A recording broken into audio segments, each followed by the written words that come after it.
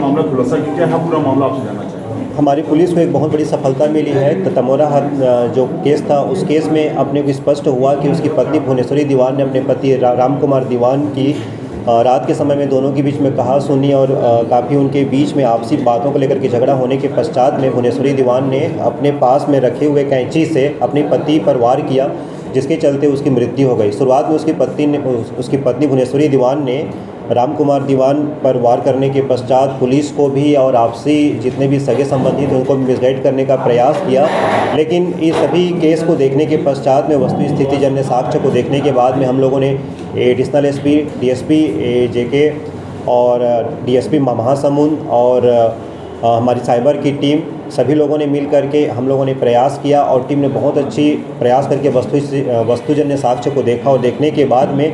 उससे कड़ाई से पूछताछ करने के बाद में क्लियर हुआ कि पत्नी ने ही पति की हत्या की थी। हम लोगों ने कैंची भी अपना जब्त कर लिया है, आरोपी भी गिरफ्तार है और आगे हम अग्रिम कार्रवाई इसमें कर रहे हैं। क्या कारण था सर? उसकी पत्नी से भुवनेश्वरी दीवान से पूछताछ करने के बाद में शुरुआत में क्या बोलते हैं डीएसपी साहब लोगों ने जब पूछताछ किया तो शुरुआत में उसने गुमराह करने का प्रयास किया, लेकिन बाद में उसने कबूल किया कि उनके निजी जीवन की आपसी बातों को लेकर के, विवाह के पहले के निजी जीवन को लेकर के और विवाह के पश्चात भी उसके पत्नी के निजी जीवन को लेकर के पति पत्नी के बीच में काफ़ी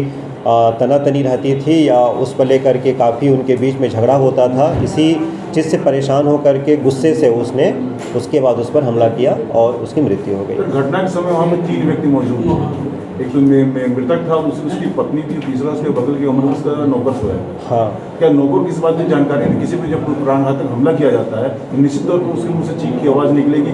किसी प्रकार का शोर कोई। वहाँ पर जो पति पत्नी थे, पति पत्नी और जिसके बारे में आप बता रहे हैं, तो ये पति पत्नी एक ही रूम में थे और उनके बीच में वहाँ पर झगड़ा हो रहा था। झगड़ा होने के पश्चात में उस पर जब उसने हमला किया, हमला करने के पश्चात में कुछ देर बाद वह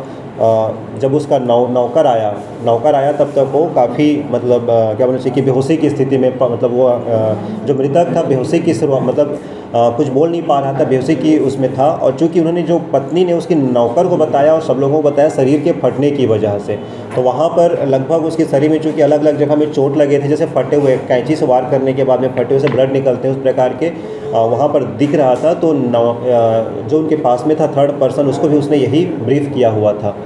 तो इसलिए उसने उसको भी इसी प्रकार से ब्रीफ किया और जब तक नौकर वहाँ पे पहुँचा तब तक वो बेहोशी की स्थिति में था। पुलिस को ऐसा क्या सुराग मिला, क्या बेस बना अपराधी तक पहुँचने का? यहाँ पर जब हम लोगों ने क्या बोलते हैं, जब सब लोगों ने इस पर पूछताछ किया तो पूछताछ करने के बाद में इसमें जब हमने को बाहरी कोई साक्ष्य नहीं मिले, तो चूँकि शरीर के फटने की बात उसकी पत्नी ने ही बताई थी, लेकिन पोस्टमार्टम का जो रिपोर्ट कह रहा था वो ऐसे किसी बीमारी के बारे में नहीं बता रहा था, बल्कि पोस्टमार्टम का रिपोर्ट ने बताया कि किसी हथियार से हमला हुआ होगा। फिर वहाँ पर जब हमारी डीएसपी मैम लोगों ने जब उस पर सीन क्रिएट किया, उतने ही हाइट का पर्सन और उतनी हाइट की एक महिला को लेकर के जब सीन क्रिएट किया, तो उसमें जो चोट की गहराई और चिन्ह थे उससे लगा कि ये किसी महिला के द्वारा किए गए, मतलब में भी इस प्रकार से किए गए ये चिन्ह होते हैं, तो लगभग उस पर हम लोगों को डाउट होने लगा। और बाद में जब हम लोगों ने कड़ाई से पूछताछ किया तो उसकी पत्नी कई बार बयानों को बदलने लगी और स्थितियों को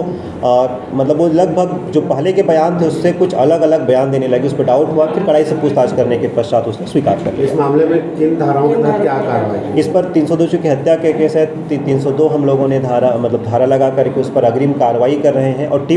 हमारी टीम ने बहुत अच्छा इसमें कार्य किया, इसीलिए मैं टीम को 10,000 रुपये नगद इनाम देने की घोषणा करता हूँ।